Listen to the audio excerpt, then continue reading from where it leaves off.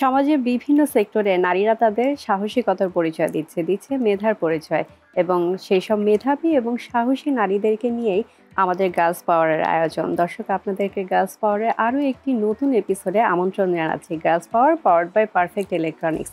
এবং বরাবরের মতো আজকেও আমাদের স্টুডিওতে দুজন অতিথি উপস্থিত আছেন। চলুন তাদের সাথে আগে পরিচিত হয়ে নেওয়া যাক। আপু, আপনার পরিচয়টা জানবো। ধন্যবাদ আপু। আমি ফারজানা খান জ্যোতি, বিএসসি ইঞ্জিনিয়ার এবং উদ্যোক্তা এবং ব্র্যান্ড প্রমোটার। তারপর আপু। আসসালামু আলাইকুম, ধন্যবাদ চ্যানেল এসকে। আমি ডে কেয়ার এবং প্রি স্কুল ব্যবস্থাপক Nadia Ahmed, learning bee, rainbow house, pre school and day care. পাশাপাশি আমি একজন জার্নালিস্ট, চ্যানেল 21 নিউজ। পাশাপাশি আমি ছোট্ট সোনামণিদের নিয়ে ড্রয়িং ক্রাফটিংও কাজ করি। বাহ, চমৎকার।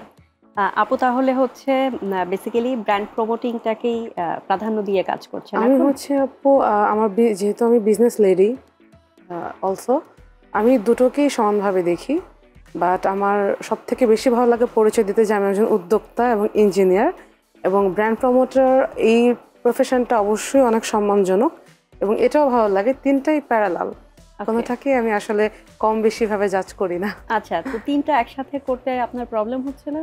ম্যানেজ করেন কিভাবে? হ্যাঁ, ম্যানেজ করতে, যেহেতু আমি ইঞ্জিনিয়ারিং ডিপার্টমেন্টের স্টুডেন্ট, আমাদের প্রচুর পরিমাণ পড়ার চাপ থাকে, অ্যাসাইনমেন্ট থাকে, প্রজেক্ট থাকে। তার মধ্যেও আমি বিজনেস এবং ব্র্যান্ড প্রমোটিং এই দুটোকে আসলে সময় দিচ্ছি। দেখা গেছে যে আমি রাতে সবকিছু শেষ করে রাখছি কাজ, অর্ধেক সকালে ভোরে উঠে আবার ক্লিয়ারভাবে করতেছি। আবার দেখা যাচ্ছে যে নিজের ব্র্যান্ড তো আছেই, সাথে যখন আমি অন্য ব্র্যান্ডের কোলাবোরেশন করি বা তাদের কাজ করি, সেটা নিয়েও কিন্তু আমাকে অনেক সময় চলে যায়। এগুলো নিয়েও হচ্ছে আমাকে রুটিন করতে হয় যে আজকে এই ব্র্যান্ডের কাজ করব, তো কালকে হচ্ছে আমি আমার পেজের কাজটা করব। আমি আসলে 7 দিনের মতো ভাগ করে নেই যে আমার সপ্তাহের এই কয়দিন ব্র্যান্ড প্রমোশনে যাবে, বাকি টাইম হচ্ছে আমার নিজের বিজনেসে যাবে, আর বাদ বাকি রাত তো আমার পড়ার জন্য। ডেফিনেটলি। আপুকে জানতে চাইবো যে কিভাবে আপনার এই প্রফেশনটাতে আসলেন? আপু, আসলে ফার্স্ট কখনো তো এই ধরনের কোনো চিন্তা ভাবনা ছিল না। আমি যখন একটি ডে কেয়ারে ড্রয়িং এবং ক্রাফটিং বাচ্চাদের শেখাতে যাই, তখন আমার কাছে মনে হয়েছে আসলে এই সেক্টরটা অনেক কাজ করা উচিত। সেজন্য আসলে আমার এই সেক্টরে আসা। আর বাস্তবতা থেকে যখন আমি নিজেও অনেক পরিস্থিতির শিকার হয়েছি, আমার সন্তানকে আমি কোথাও রাখার জায়গা পাচ্ছিলাম না, কোনো সাপোর্টই পাওয়া যাচ্ছিল না।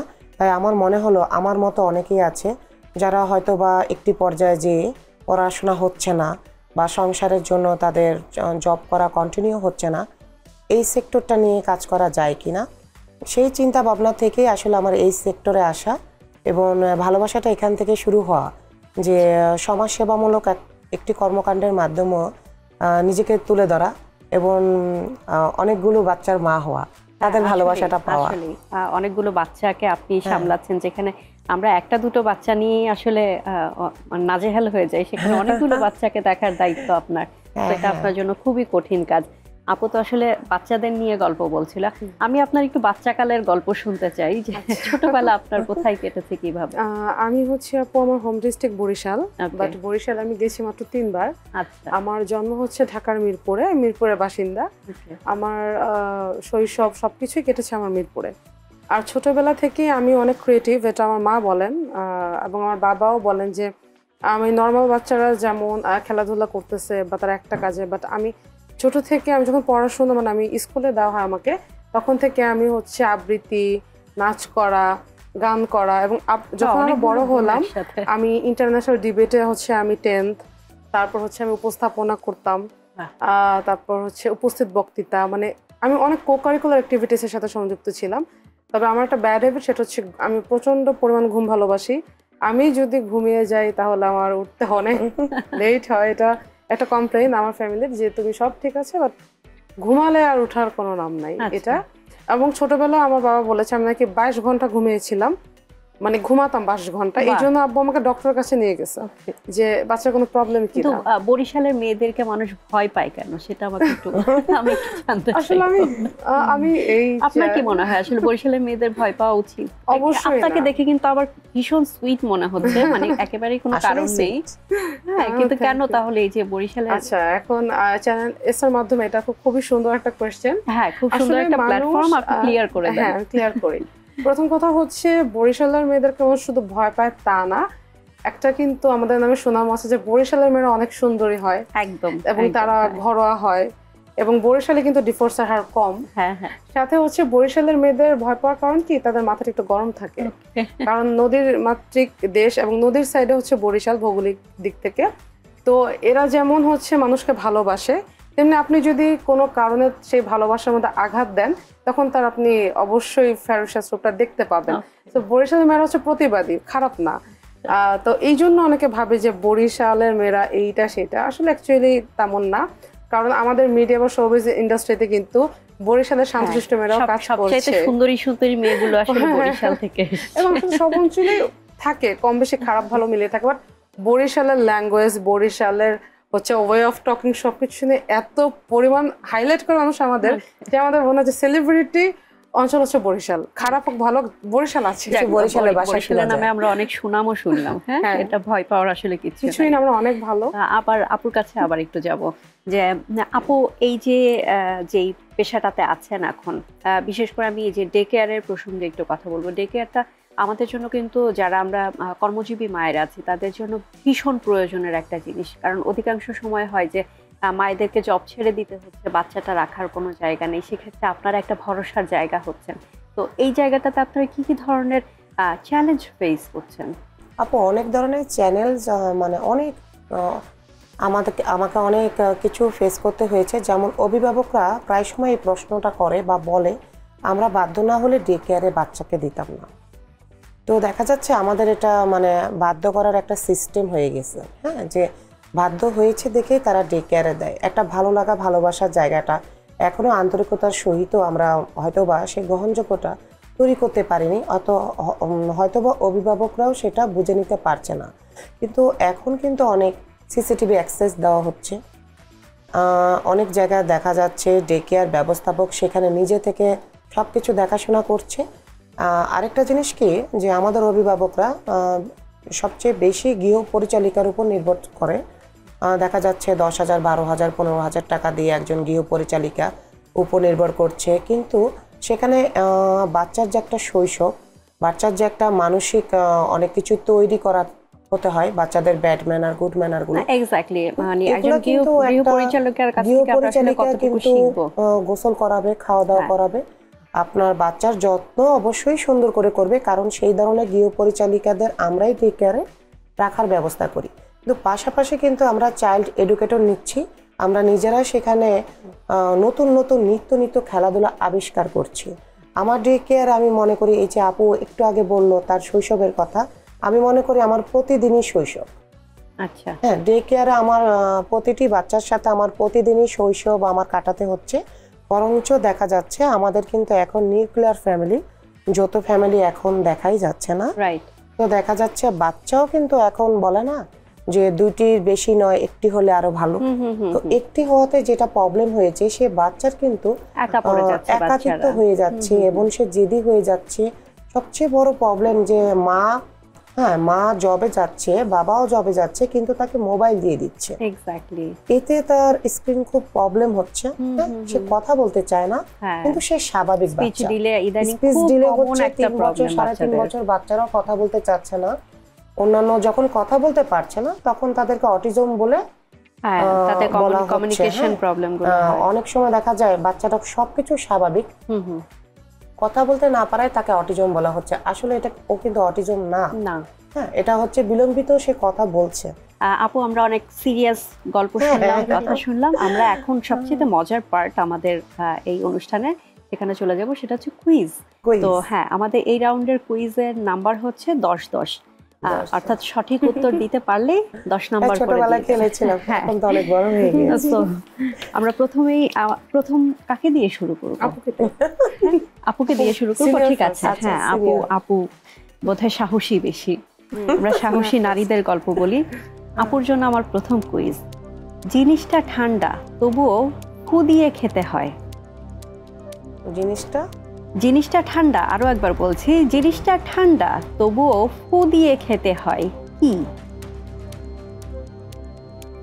জিনিসটা ঠান্ডা তবুও ফু দিয়ে খেতে হয়, জিনিসটা কি?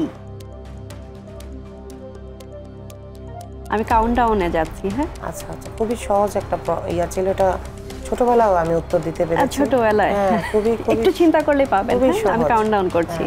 5 4 3 2। জিনিসটা ঠান্ডা কিন্তু ফু দিয়ে খেতে ফু দিয়ে খেতে হয়। ফু দিয়ে খেতে হয়। আর সময় দেওয়া যাচ্ছে না। আমি কি বলতে পারবো? Time up. না, এই প্রশ্নটা আপুর জন্য, আপনার জন্য থাকছে। অস্থির। হ্যাঁ, কিন্তু ঠিক আছে, আপু যদি না পারে আমরা তার কাছ থেকে উত্তরটা আমি না বলে আপুর কাছ থেকে জানি। আমার মনে হচ্ছে আইসক্রিম। আইসক্রিম আমরা ফু দিয়ে খাই না, কিন্তু সেটাতে আপনি বললেও অবশ্য মার্ক থাকবে না, আপনিও বলতে পারেন। সহজ একটা ছিল। আচ্ছা, আমি তাহলে উত্তরটা বলে দিই। উত্তরটা হচ্ছে বাদাম। ও ইয়েস। ও এই রাউন্ডে আপুকে আমি কোনো নাম্বার দিতে পারছি না। ঠিক আছে, তো এরপরে আমি চলে যাচ্ছি জুথি আপুর কাছে। জুথি আপুর জন্য প্রশ্ন থাকছে, কোন প্রকার খাবার মানুষ চুরি করে খায়? পোকার খাবার? কোন প্রকার খাবার মানুষ চুরি করে খায়? পোকার খাবার? কোন প্রকার খাবার? কোন প্রকার খাবার মানুষ চুরি করে খায়? মৌমাছি। মৌমাছি। আরেকটু চেষ্টা করেন। আপনি কি শিওর? মৌমাছি, মধু মানুষ চুরি করে খায়, কারণ চাক তো মৌমাছি কখনোই দিবে না। আচ্ছা, ঢিল মারলে তো খবর আছে, তো সেক্ষেত্রে মৌমাছি। আই থিঙ্ক মৌমাছি ইনসেক্টের মধ্যেই পড়ে। আচ্ছা, তো মৌমাছির মধু মানুষ চুরি করে খায়। হ্যাঁ, কারণ মানুষ তো মধু বানাতে পারে না, রাইট? এটার জন্য মৌমাছির উপরেই নির্ভর করতে হয়। আমার মনে হয় এটা সঠিক উত্তরই ধরে নেওয়া যায় নাকি? আসলে সঠিক উত্তরই এটা। চমৎকার চমৎকার। আপু খুবই বুদ্ধিমতী। বরিশালের মেয়েরা আসলে খুব বুদ্ধিমতী। বরিশাল, হ্যাঁ, বরিশাল বুদ্ধিমতী। ওকে, তো এই রাউন্ড শেষে দুজনের নাম্বার হচ্ছে নাদিয়া আপু 0 এবং জুথি আপু 10। সঠিক উত্তর দিয়ে 10 নম্বর জিতে নিয়েছে। তবে ভয়ের কোনো কারণ নেই, আমাদের আরো কুইজ আছে এবং সেখানে আরো নাম্বার পাওয়ার সুযোগ আছে। দর্শক, আপনাদের জন্য রয়েছে কিন্তু কুইজ। সেজন্য আপনাকে গার্লস পাওয়ারের গ্রুপ এবং গার্লস পাওয়ার পেজের সাথে সংযুক্ত হয়ে সেখানে সঠিক উত্তর দিয়ে জিতে নিতে পারেন আপনি পারফেক্ট ইলেকট্রনিক্সের পক্ষ থেকে আকর্ষণীয় গিফট। এবার সময় হলো ছোট্ট একটা বিরতি নেওয়ার। কোথাও যাবেন না, বিরতি শেষে আমরা আবারও ফিরছি গার্লস পাওয়ারে।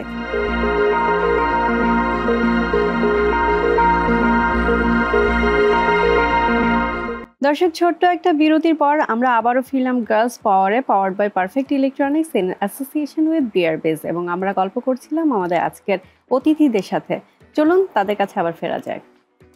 আপু, আপনার সাথে গল্প করছিলাম, তো আপনার কাছে আবারও আমি একটু জানতে চাইবো যে এই যে অনেকগুলো কাজ একসাথে করছেন, বিশেষ করে ব্র্যান্ড প্রমোটিংটা এখন খুব হাইপ চলছে বলা যায়, তো আপনাদের নিজেদের মধ্যে কখনো খুব কম্পিটিশন হয় কিনা অন্য ব্র্যান্ড প্রমোটারদের মধ্যে? যে আসলে আপু কম্পিটিশনটা বলতে এটা আসলে পার্সন টু পার্সন ভেরি করে, যে কম্পিটিশনটা হেলদি কম্পিটিশন হবে না এটা অন্যদিকে যাবে। তো আমার সাথে আসলে কখনো কম্পিটিশন দিকে আমি কারো দিকে যাইনি। আমি এটা বলি সবসময় যে আমরা কেউ প্রতিযোগী নই, আমরা সহযোগী। তো এই ক্ষেত্রে হচ্ছে কম্পিটিশনের বিষয়টা নেই এখানে। যে যতটা ভালো কাজ কোয়ালিটি প্রেজেন্ট করতে পারবে, যত হচ্ছে একজন ব্র্যান্ড প্রমোটারের কিন্তু 3টে জিনিস অবশ্যই থাকতে হয়। এক হচ্ছে তার প্রেজেন্টেশন এবং তার শুদ্ধ উচ্চারণ, যেটা প্রোনাউন্সিয়েশন বলি আমরা, এবং হচ্ছে খুবই আন্তরিক এবং নমনীয় মনোভাব যদি না থাকে, তাহলে এই ক্ষেত্রে কম্পিটিশন হোক বা যেটাই হোক টিকে থাকাটা টাফ হয়ে যাবে। এবং হাসি সুলভ একটা বিহেভিয়ার থাকতে হবে, তাহলে যে কোনো ব্র্যান্ডের সাথে রিপিট কাজ করা যায়। যেমন আমি অনেক ব্র্যান্ডের সাথে টানা 2 থেকে 3 বছর কাজ করেছি এবং স্টিল নাও কাজ করছি। ইভেন মাঝে মাঝে এমনও হয় যে আমাদের অনেক ড্রেস থেকে শুরু করে সব কিছুই দেখা যাচ্ছে ব্র্যান্ড ভালোবেসেই দেয় যে না আজকে এটা ক্যারি করুন।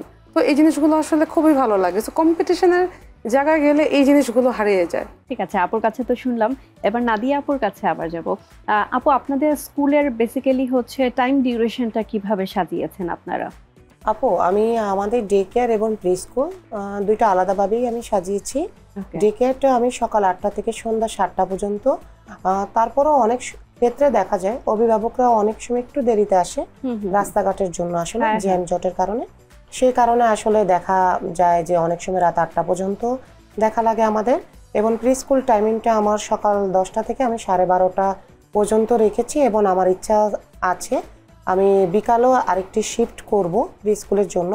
আসলে এটার চাহিদা অনেক বেশি, অভিভাবকরা চায় কিন্তু এখন ডে কেয়ারে ভালোবাসাটা বেশি দেখছে তারা।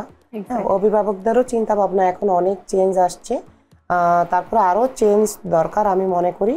আমি এইভাবেই সাজিয়েছি, এবং দেখা যাচ্ছে আমি হাফ ফুল ডে কেয়ার এই ধরনের সিস্টেম আছে যে কোনো অভিভাবক শুধুমাত্র দেখা যাচ্ছে 4 ঘন্টা রাখবে, তো 4 ঘন্টার জন্য তাকে সেইভাবে সার্ভিস দেওয়া হচ্ছে।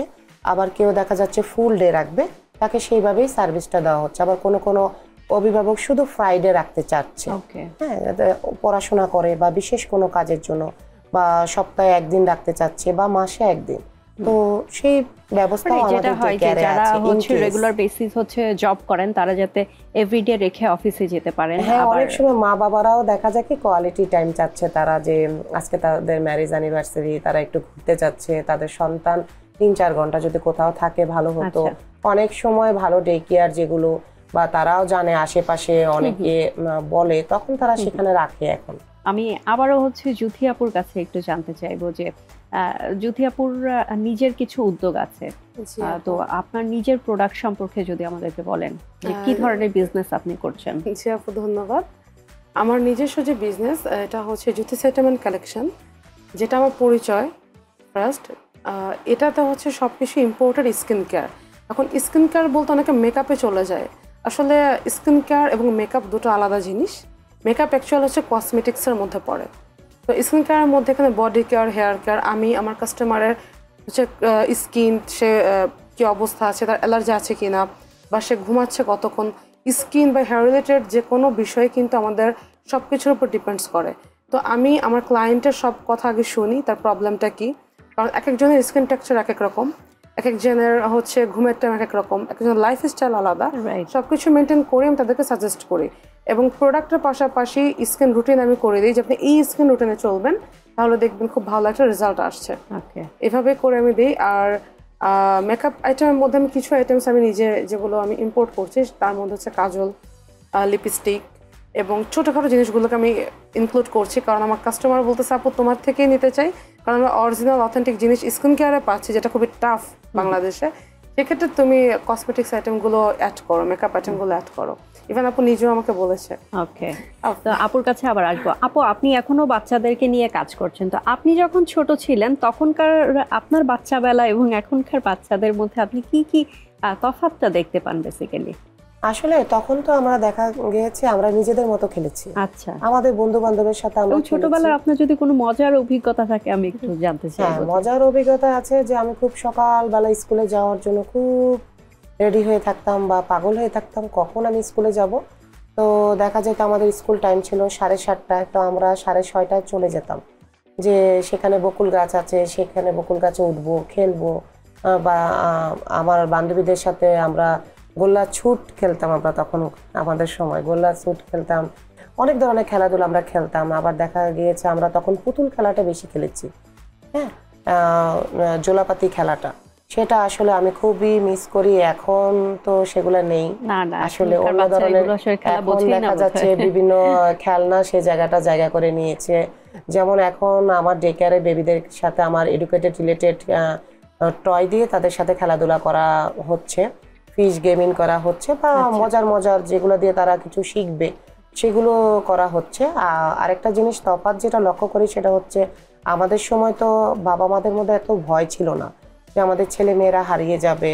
ওরা মনেই করতো যে কিছুক্ষণ পরে খেলাধুলা করে ওরা বাসায় চলে আসবে, কিন্তু আমরা তো এখন 5 মিনিট আমরা আমাদের বাচ্চাদেরকে আমাদের বাসা থেকে নিচে নামতেও ভয় করি। হ্যাঁ হ্যাঁ, অভিভাবকরা, বিশেষ করে মেয়ে অভিভাবক। আমি জুথি আপুর কাছে একটু আসি যে এই যে এত কাজ করছেন, এত কাজের ভিড়ে মানে নিজেকে কিভাবে রিফ্রেশ রাখছেন, মানে নিজের অবসর সময় কি করেন? সিনেমা দেখা বা কোনো শখ, কোনো কিছু প্র্যাকটিস করেন? জি আপু, আমি হচ্ছে মাঝে মাঝে গান গাই যখন ভালো লাগে। আর হচ্ছে আমি অবসর সময় আমি রিসার্চ করে অ্যাকচুয়ালি আমার কোন প্রোডাক্ট আরো নামানো যায় বা কোন ব্র্যান্ডের বিনোদনের জন্য আপনি আসলে কি করেন? বিনোদনের জন্য আমি প্রচুর পরিমাণ গান শুনি। আচ্ছা, গান শুনি, গান গুনগুন করি, ছবি আঁকার আমার খুব প্যাশন ছিল। বাহ। এবং আমি খুব ভালো ডিজাইন করতে পারি, মানে একদম আপনার হচ্ছে শাড়ি থেকে শুরু করে যে কোনো স্থানে। তো এটা আমার খুব ছিল, 10 পর্যন্ত আমি করেছি, ব্যানার থেকে শুরু করে শাড়ির ডিজাইন। তো এগুলো মাঝে মাঝে আঁকি আমার ডায়েরিতে। এবং আমার একটা যেটা করে আমি অবসর সময় আমি আমার নেক্সট ডে কি করব বা কি প্ল্যানিং করব এটা আমি লিখে রাখি, এবং কোন জিনিসটা আমার চাই এটাও আমি লিখে রাখি।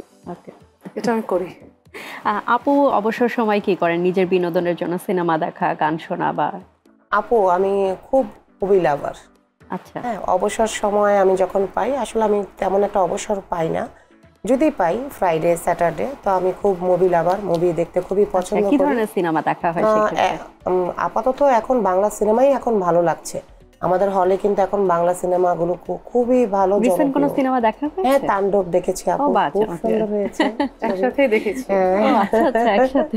হ্যাঁ হ্যাঁ, এবং আমার চা খেতে খুবই ভালো লাগে। আচ্ছা যেহেতু আমার যেখানে বাসা সেখানে চায়ের আড্ডা অনেকগুলো, আচ্ছা, তো আমার চা খেতে খুবই আমি ট্রাই করি। আর আমার সন্তানকে নিয়ে আমি বেরিয়ে পড়ি। আবার ড্রয়িং করতেও ভালো লাগে, মাঝে মাঝে রান্না করতেও খুবই ভালো লাগে। আর এখন যেটা যুক্ত হয়েছে সেটা হচ্ছে ক্লে দিয়ে গয়না বানানো, আচ্ছা। নতুন নতুন। হ্যাঁ, আবার এখন আবার দেখা যাচ্ছে মোম দিয়ে যে ক্যান্ডেল দিয়ে বিভিন্ন ধরনের শোপিসগুলো বানানো হচ্ছে, সেগুলো এখন নতুন মাত্রা যোগ দিয়েছে। আমার আসলে নতুন জিনিসের প্রতি আকর্ষণ বেশি করতে মন হয়, এগুলা মানে বেশি বেশি করতে ইচ্ছা হয়। আচ্ছা আচ্ছা, এই ক্যান্ডেলের জিনিসগুলো আপনি নিজেই বানাচ্ছেন এখন? আপু আপাতত মানে আমি এগুলো দেখছি কিভাবে স্টার্ট করা যায়। আসলে কোনো কিছু শুরু করার আগে আমার মনে হয় কি স্টাডির দরকার আছে, খুব স্টাডি দরকার আছে, পরিকল্পনা দরকার আছে, এবং আমি সেই জিনিস পারবো কিনা সেই বিষয়ে নিজেকে প্রশ্ন করা দরকার আছে। একটু আগে আপনি বললেন না যে আপুকে জিজ্ঞেস করেছেন যে ব্র্যান্ড প্রমোটার্স প্রতিযোগিতা, আমার যেটা মনে হয় হ্যাঁ অনেক প্রতিযোগিতা আছে, আসলে অনেক প্রতিযোগিতা আছে, এবং আমি আমার নিজের চোখে আমি অনেক কাদা ছেঁড়াছেড়ি দেখি।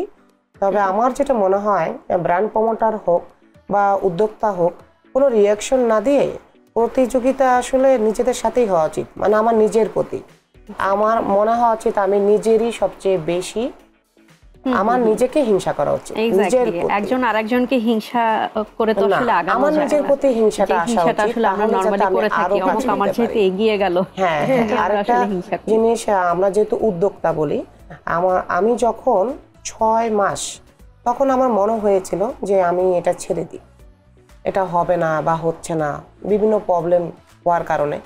কিন্তু আমার যেটা মনে হলো যে যেখানে তোমার শেষ মনে হবে সেখান থেকে আবার শুরু করা উচিত।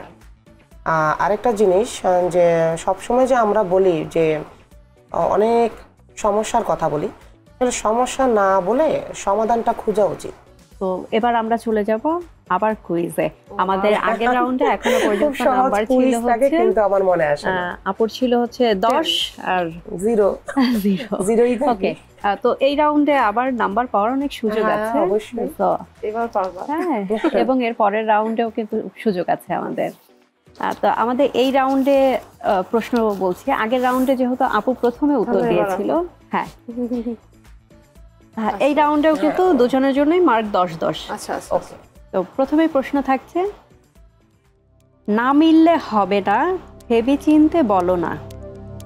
মানে এমন একটা জিনিস মিলতেই হবে, না মিললে হবে না, ভেবে চিনতে বলো না। প্রতিটা জীবনের প্রতিটা ক্ষেত্রেই কিন্তু মেলাতে হয়। কি সেই জিনিস? না মিললে হবে না, ভেবে চিনতে বলো না। সময়। এই প্রশ্নের ভিতরে উত্তর আছে। না মিললে হবে না, ভেবে চিনতে বলো না। কি জিনিস? না মিললে হবে না, খুব বেশি সময় আমরা দিতে পারবো না, না মিললে হবে না, ভেবে চিন্তে বলো। আমরা কাউন্টডাউনে চলে যাচ্ছি। 5 4 সময়, 3 চিন্তা ভাবনা। সময় চিন্তা, না, দৃষ্টিভঙ্গি। একটা একটা কোশ্চেন এতগুলো উত্তর তো আসলে হয় না, একটা উত্তর। 3 2 1 জিরো। আচ্ছা আচ্ছা। সময়টা শেষ হয়ে গেছে। ভালোবাসা এমন কিছু না, আমাদের প্রশ্ন ছিল হচ্ছে না মিললে হবে না, ভেবে চিনতে বলো না। জীবনের সব ক্ষেত্রে এটা মেলাতে হয়, হিসাব মেলাতে হয়, জীবনের সব ক্ষেত্রে আমি হিসাব সময় মেলাতে মানে হয়। ওইটাই পেয়েছি কাছাকাছি, কিন্তু এটা হিসাবটা সময়ের কাছাকাছি। এবার আচ্ছা, আপনার 2 রাউন্ড শেষে নাম্বার হলো 10, কারণ এই রাউন্ডে আপনি কোনো নাম্বার পাচ্ছেন না। নাদিয়া আপুর কাছে যাচ্ছি। নাদিয়া আপুর প্রশ্ন নিয়ে, আগের রাউন্ডে যেহেতু শূন্য ছিল, আমি খুব চাইবো এই রাউন্ডে আপনি নাম্বার পান। আপুর জন্য কুইজ থাকছে, ইংরেজিতে বাদ্য, বাংলায় খাদ্য, কি বা সেই ফল, চট করে বল। ইংরেজিতে বাদ্য, বাংলায় খাদ্য, কি বা সেই ফল, চট করে বল। ইংরেজিতে বাদ্য, বাংলায় বাদ্য, বাংলায় খাদ্য, কি বা সেই ফল, চট করে বল। ইংরেজিতে বাদ্য, বাংলায় খাদ্য, এমন একটা শব্দ যেটা ইংরেজিতে বাদ্য হয়, বাংলা করলে সেটা খাদ্য হয়ে যায়। কি বা সেই ফল। আর বেশি সময় দেওয়া যাচ্ছে না, আমরা কাউন্টডাউনে যাচ্ছি। 5 4 3 2 1। আপু আগেই পাস করে নিয়েছে। আচ্ছা, এটা হচ্ছে বেল, ইংরেজিতে বেল এবং বাংলায় সেটা বেল। আচ্ছা আচ্ছা, বেল দিলে তো আসতেই হবে। আচ্ছা ঠিক আছে। তো 2 রাউন্ড শেষে আপুর নাম্বার এখনো 0 এবং জ্যোতি আপুর 10। ওই ফার্স্ট টক। এবার দর্শক অনুষ্ঠানের শেষে আপনার জন্য থাকছে কুইজ, এবং সেই কুইজের উত্তর দিয়ে আপনি ঘরে বসেই পেয়ে যেতে পারেন পারফেক্ট ইলেকট্রনিক্সের পক্ষ থেকে আকর্ষণীয় গিফট হ্যাম্পার। এবং এবার আমরা চলে যাচ্ছি ছোট্ট একটা বিরতিতে, কোথাও যাবেন না, ফিরছি একটু পরেই।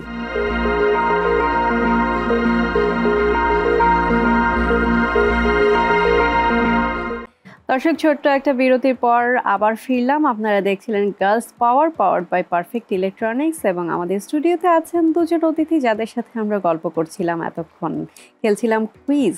এবং 2 রাউন্ড পরে আমাদের স্কোর হচ্ছে, জ্যোতি আপুর স্কোরে আছে এখনো পর্যন্ত 10 এবং নাদিয়া আপুর স্কোর 0। তবে আমাদের আরও একটা রাউন্ড আছে, ধাঁধার রাউন্ড, সেই রাউন্ডের নাম্বার হচ্ছে 30। সঠিক উত্তর দিয়ে আপনি 30 নাম্বার পেয়ে যেতে পারবেন, এবং এছাড়া যদি ভুল হয় তাহলে -15। তো আমি আবার একটু নাদিয়া আপুর সাথে গল্প করব যে নাদিয়া আপুর অনেকগুলো কাজ একসাথে করছেন, তো এতগুলো কাজের মধ্যে আপনার সবচেয়ে ভালো লাগার কাজ কোনটা? ভালো লাগার কাজ হচ্ছে আপু আমার ডে কেয়ার প্রিস্কুল কাজটাই আমার মেইন, সেখানে আমার সবচেয়ে বেশি ভালো লাগে। তারপরে শৌখিনভাবে আসলে আমি বাচ্চাদের সাথে ড্রয়িং, ক্রাফটিং এগুলো করে থাকি। অনেকগুলো কাজ আমার আসলে মনে হয় কি, যে কাজটা আপনার সবচেয়ে বেশি ভালো লাগবে সেটাই আসলে মেইন ফোকাস করা উচিত। এতগুলো কাজ করতে গেলে আসলে কোনোটাই সুন্দরভাবে গড়ে ওঠে না। আমার মনে হয় যে কোনো একটা কাজ খুব সুন্দর করেই করা উচিত আমাদের সবারই, শুধু আমার না, সবার জন্য। আপুর কাছে একটু জানতে চাইবো যে এই যে মিডিয়াতে কাজ করছেন, সোশ্যাল মিডিয়াতে কাজ করছেন, এত মানে পজিটিভ দিক তো থাকে, তারপরেও নেতিবাচকতাগুলোকে আপনি কিভাবে হ্যান্ডেল করেন, বা এখনো পর্যন্ত কি ফেস করতে হচ্ছে আপনাকে? ধন্যবাদ আপু, এটা খুব সুন্দর একটা কোয়েশ্চেন। সোশ্যাল মিডিয়াতে আমরা যারা কাজ করি, ফার্স্ট অফ অল আমাদেরকে যেটা শিকার হতে হয় সেটা হচ্ছে আমরা ফ্রি পাই সব। এই কথাটা না হলে 2-3টা কমেন্টে থাকবে যে সবকিছু ফ্রি পাই। এক্স্যাক্টলি, তো আপনার জামা কাপড়, জুতো সবকিছুই তো আপনার ফ্রি। ইভেন আমার হাতের আজকে জুয়েলারি, এটাও স্পন্সরের। তো এই জিনিসগুলো হচ্ছে যারা বলে যে ফ্রি পাচ্ছে, মাগনা পাচ্ছে, এই ধরনের ওয়ার্ড ইউজ করে, এগুলো আসলে আমরা যে ফ্রি পাই আমাদের অবশ্যই দক্ষতা আছে। কারণ আমরা একটা ব্র্যান্ডকে যখন প্রমোট করি, আমাদের ফার্স্ট টার্গেট থাকে ব্র্যান্ডের প্রেজেন্টেশনটা যেন গুড হয়, সেখান থেকে যেন তার সেল হয়, অ্যাটলিস্ট পেজটা বা ব্র্যান্ডটা যেন রিচ হয় আরও 10 জন মানুষের কাছে। আর আমি যেটা শিকার হই পার্সোনালি, সেটা হচ্ছে আমার স্কিন কালার নিয়ে। এটা শুনতে অবাক লাগলেও মানুষ আমাদের এশিয়ান হিসাবে বলবে যে আমি ফেয়ার, সো ফেয়ার স্কিনে কে বুলিং করে? সব থেকে বেশি বুলিং হয়ে যারা আমরা একটু ফেয়ার, তারাই বেশি বুলিং হয়। লাইক আমাকে অনেকেই বলে যে 24 ঘন্টা কি মেকআপ করেন, বা আমাকে একদিন আমার একটা কমেন্ট এসেছিল যে আপনার মাকে আপনাকে ছোটবেলায় ফ্যান লাভলি আর দুধ মিক্সড করে খাওয়াইছিল, এই ধরনের আমি কমেন্ট পেয়েছি। আবার যারা আমাকে এক্স্যাক্টলি সামনাসামনি কখনো দেখেনি তারা বলে মনে হয় অল টাইম কোনো ট্রিটমেন্ট নিচ্ছে, আদার্স থিং, বাট যেগুলো কোনোটাই আমি করিনি। বা এই জিনিসগুলো বুলিং হতে হয়, বা কোনো কাজে যদি যে বলো আচ্ছা ও একটু এমন দেখে ওকে কাজটা দেওয়া হয়েছে, বা এই যে বিউটিকে যখন মানুষ আমরা ইনহ্যান্সমেন্টের জায়গায় বিউটিটাকে বিউটি বুলিং করে ফেলি। এক্স্যাক্টলি, এগুলো আমি আসলে সোশ্যাল মিডিয়ায় কিন্তু অসংখ্য এরকম দেখা যায় যে এই পার্সনটাকে আমি ব্যক্তিগতভাবে চিনি না, জানি না, কিন্তু তাকে একটা বাজে মন্তব্য আমি লিখে দিলাম। এটা হয়। যেমন আমার বাসায় একবার এমন হয়েছে গত 2023-এ যে একটা ডালা এসেছিল একটা পেজ থেকে, ওটা আমাকে রিভিউ করতে হবে, ভিডিও করতে হবে। ওকে, তো লাইভ চলাকালীন টাইমে আমাকে একজন বলতেছে যে আপনি একাই এতগুলো খাবার খান, তো আপনি কাউকে দিচ্ছেন না, তো আল্লাহ আপনাকে পাপ দিবে। তো বহুত কমেন্ট ছিল। তো আমি পুরো অবাক, কারণ এতগুলো খাবার তো একা খাওয়া সম্ভব না। ফার্স্ট অফ অল আমার বাবা মা আছে, ছোট ভাই বোন আছে, বা যখন আমরা খাই এটা কিন্তু অনেকেই দেখবেন বলবে যে আপনি বাম হাত দিয়ে খাচ্ছেন, আসলে ফোনটা থাকে আমাদের অপোজিটে।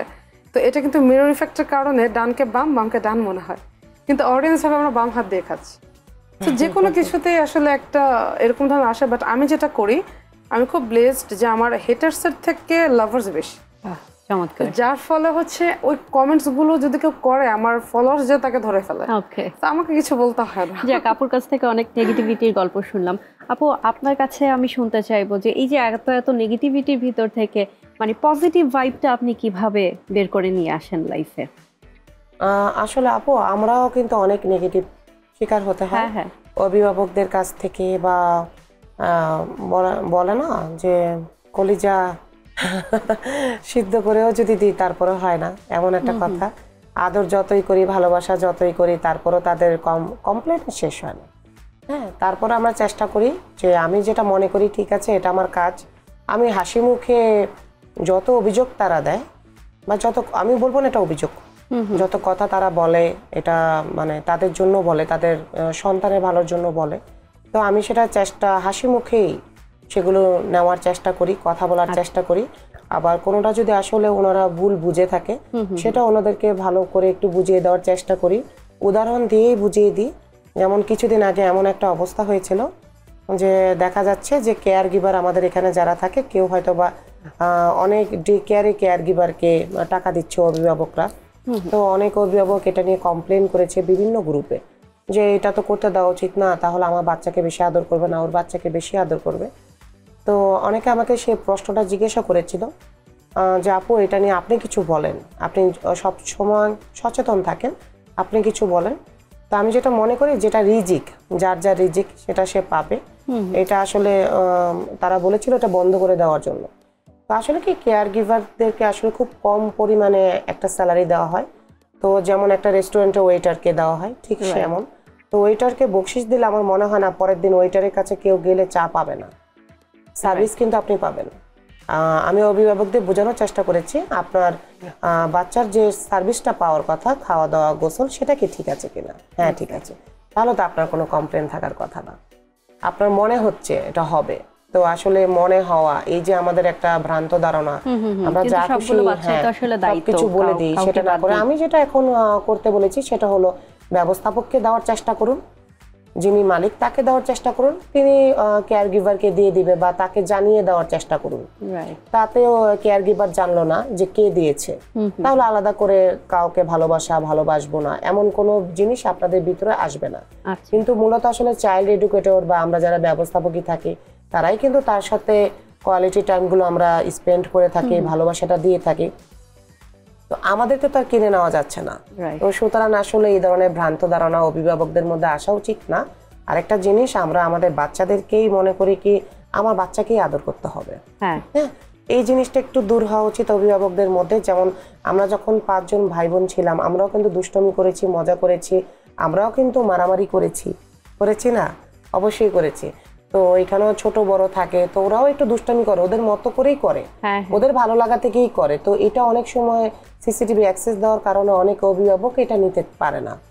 আলাদা করে কি রাখা সম্ভব এদেরকে আলাদা করলে কেন তাদের ডে কেয়ারে দেওয়া? আমার কথা হচ্ছে যে ও যখন স্কুলে যাবে ওকে তো অনেক কিছু শিখতে হবে, এখান থেকে কিন্তু সে শিখছে যে বড়দের সাথে কিভাবে মিশতে হবে, ছোটদের সাথে কিভাবে মিশতে হবে, কিভাবে খেলাটা শেয়ার করতে হবে। আরেকটা জিনিস হচ্ছে ছোট বাচ্চারা কিন্তু একটু পরে ঝগড়াঝাটি করে আবার ভুলেও যাচ্ছে, আমরা বড়রা সেটা মনে রাখছি, মিলে যাচ্ছে। এবং যারা আসলে যারা আসলে মজা করে, ঠিক আছে, তারাই কিন্তু তাদের ছাড়া থাকতে পারে না। এক্স্যাক্টলি। তো আপুর কাছে আমি জানতে চাইবো যে এই যে প্রফেশনে আছেন, এখানে আপনার ভবিষ্যৎ পরিকল্পনা কি, আসলে কি করতে চাচ্ছেন, কোথায় দেখতে চাচ্ছেন নিজেকে এরপরে? ধন্যবাদ আপু। প্রথম কথা হচ্ছে আমার বিজনেসের সাইডটাকে আমি চাচ্ছি যে আমার ইচ্ছা যে প্রতিটি বিভাগে যেন একটা শোরুম সেট আপ দিতে পারি, যাতে অন্যান্য নারীরাও স্বাবলম্বী হতে পারে। এবং আমি কিন্তু শুধু নিজে বিজনেস করছি তা না, আমার সাথে কিন্তু 15 থেকে 20 জন আপু কাজ করেন অ্যাজ এ রিসেলার হিসেবে। অনেকে ভাবে যে পুঁজি ছাড়া বিজনেস হয় না, তো এই জিনিসটাকে আমি একদমই চেঞ্জ করেছি। তাদেরকে হচ্ছে আমি আমার প্রোডাক্টই দিচ্ছি, তারা সেটাকে সেল করে তাদের নির্দিষ্ট অ্যামাউন্ট পাচ্ছে এবং মাসে কিন্তু ঘরে বসে তারা 10 থেকে 15,000 টাকা ইনকাম করছে এবং নিজেরাও কিন্তু আলাদা পেজ করে বিজনেসটা রান করা শিখছে। তো এগুলো আমি হেল্প করি নিজে থেকে। আর চাচ্ছি যে আমার একটা ব্র্যান্ড একটা যেহেতু দাঁড়িয়ে গিয়েছে, সো নেক্সট যে ব্র্যান্ড যেটা আমার নিজস্ব ম্যানুফ্যাকচার করা, সেটা হচ্ছে আমি চাচ্ছি এটার মধ্যে আরও ব্র্যান্ডিং হোক এবং আমি চাই আমার সাথে আরও অনেকে কাজ করার সুযোগ পাক। মেয়েদের আসলে স্বাবলম্বী হওয়াটা অনেক জরুরি। নিজের পকেটে অ্যাটলিস্ট নিজের মানে আর্নিং মানিটা যদি না থাকে, নিজের পারমিটটা শক্ত হয় না, যে সেক্টরেরই হোক, যে ফ্যামিলিরই হোক।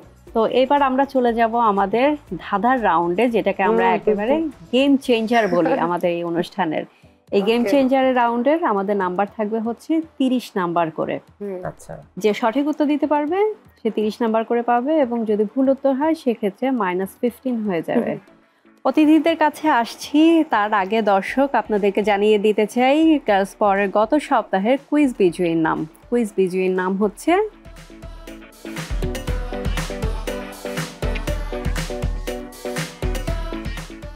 দর্শক অনেক অভিনন্দন, আপনি পেয়ে যাচ্ছেন পারফেক্ট ইলেকট্রনিক্সের পক্ষ থেকে আকর্ষণীয় গিফট হ্যাম্পার। তো আমরা গেম চেঞ্জার রাউন্ডের প্রথম প্রশ্ন কাকে করব? আবার আপুকে করব। ওকে, আপুকে করছি। আপুর জন্য প্রশ্ন, 3 অক্ষরে নাম তার, সর্ব অঙ্গ কালো, মাঝের অক্ষর বাদ দিলে খেতে লাগে ভালো। 3 অক্ষরে নাম তার, সর্ব অঙ্গ কালো, মাঝের অক্ষর বাদ দিলে খেতে লাগে ভালো। মাঝের অক্ষর বাদ দিলে খেতে লাগে ভালো। Game changer round. সাগর। 3 অক্ষর, সর্বাঙ্গ কালো। কালো, হ্যাঁ। বিছানা। সর্বাঙ্গ কালো, 3 অক্ষরে নাম তার, সর্ব অঙ্গ কালো, মাঝের অক্ষর বাদ দিলে খেতে লাগে ভালো। আর বেশি সময় দেওয়া যাবে না। মাঝের অক্ষর বাদ দিলে খেতে লাগে ভালো। খেতে লাগে ভালো, যেটা দেখতে কালো। আমাকে কাউন্টডাউনে যেতে হচ্ছে। কালো। 5 4 3 2 1 0। রসগোল্লা না, ওটা তো 4। -15। আমি উত্তরটা বলে দেব। এটা হচ্ছে কয়লা, যেটা সর্বাঙ্গ কালো এবং মাঝখানের অন্তঃস্থিয়টা কেটে দিলে এটা হয় হচ্ছে কলা, যেটা খেতে। তো আপুর আগের মার্ক কত ছিল? 0 ছিল এবং এখন আরো -15। আরো 15। এবার জুথি আপুর কাছে যাচ্ছি, কিন্তু জুথি আপুর কাছে যাওয়ার আগে দর্শক আপনাদের প্রশ্ন জানিয়ে দিতে চাই। আপনাদের জন্য থাকছে এই সপ্তাহের প্রশ্ন, কি এমন জিনিস যা আপনি যেখানেই যান আপনার পেছনে থাকে? সঠিক উত্তর দেবেন গার্লস পাওয়ারের ফেসবুক পেজ এবং ফেসবুক গ্রুপে, এবং সঠিক উত্তরদাতাদের মধ্যে থেকে একজনকে লটারির মাধ্যমে বিজয়ী ঘোষণা করা হবে এবং তারা পেয়ে যাবেন পারফেক্ট ইলেকট্রনিক্সের পক্ষ থেকে আকর্ষণীয় গিফট হ্যাম্পার। এবং জুথি আপুর কাছে আবারও যাচ্ছি সেই গেম চেঞ্জার প্রশ্নটা নিয়ে। হ্যাঁ, যেটা সঠিক উত্তর দিতে পারলে পাবেন 30 নম্বর এবং ভুল উত্তরে থাকবে হচ্ছে -15। ওকে, প্রশ্ন, চাঁদ নয় সূর্য নয়, আলো দেয় রাতে, গাছে গাছে উড়ে বেড়ায় টিম টিম আলোতে। জোনাকি পোকা। আনসার নিয়ে নিব। লক। ঠিক আছে। একদম সঠিক উত্তর, জোনাকি সঠিক, এটা পোকা। ভীষণ বুদ্ধিমতী মেয়ে। তো পড়াশোনা ভালোই করে, বিসিএস দিবে। হ্যাঁ, 3 রাউন্ড শেষে আপুর নাম্বার থাকছে আগের 10 এবং এখন 30, মোট 40। এবং আপুর হচ্ছে একটা congratulations। -15। তবে দুঃখের কোনো কারণ নাই, দুজনের জন্যই পারফেক্ট ইলেকট্রনিক্সের পক্ষ থেকে আকর্ষণীয় গিফট তো থাকছেই। এবার আমাদের সেই আকর্ষণীয় গিফট তুলে দেওয়ার সময় চলে এসছে। প্রথমেই গিফট তুলে দিতেছে আমাদের রানার্স আপের হাতে। আপু, আপনার জন্য।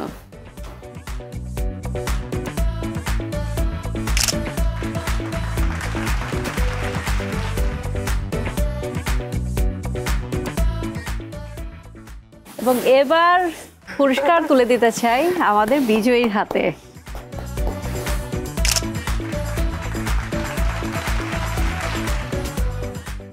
এটা রুম কুলার এবং রুম হিটার, আচ্ছা। যেটা সব সিজনে এটা আপনার উপকারে আসবে। অবভিয়াসলি এটা রিভিউ যাবে।